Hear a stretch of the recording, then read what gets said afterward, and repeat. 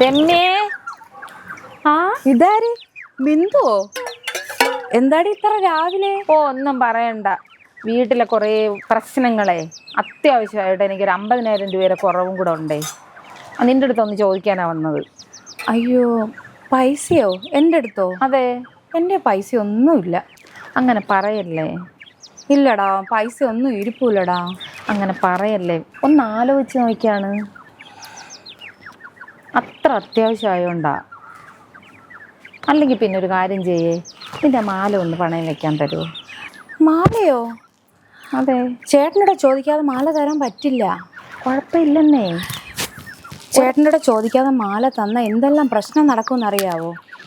ഒരാഴ്ച കഴിഞ്ഞെടുത്ത് തരാം. അത് പറ്റില്ല ബിന്ദു. നിന്റെ മാല നിനക്ക് പണയം വെച്ചൂടെ? മാല അടക്കയില്ലേ? അങ്ങനെ പറയല്ലേ.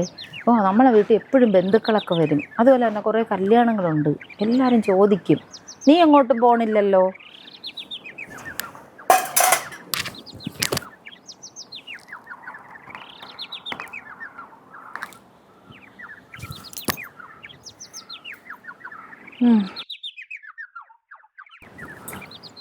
ഒരുപാട് സന്തോഷമുണ്ടേ. ബിന്ദു ഒന്ന് അവിടെ നിന്നേ. ആ മാലയും തന്നേ. എന്താ രമ്യ ഇത് തന്നിട്ട് തിരിച്ചു മേടിക്കുന്നത്? ഞാൻ പറഞ്ഞതല്ലേ, ബന്ധുക്കളൊക്കെ വരും, കല്യാണത്തിന് പോകണം, എൻ്റെ അത് വെക്കാൻ പറ്റത്തില്ല എന്ന് ഞാൻ പറഞ്ഞതല്ലേ. എനിക്കുണ്ട് കല്യാണവും ബന്ധുക്കളും എല്ലാവരും. നീ നിന്റെ മാല കൊണ്ടൊന്ന് പണയം വെച്ച് നിന്റെ കാര്യം നടത്തും. അവൾ വന്നേക്കുന്നു.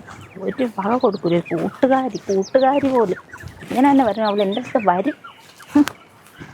അവളെ മാല എവിടെയെങ്കിലും കളഞ്ഞു.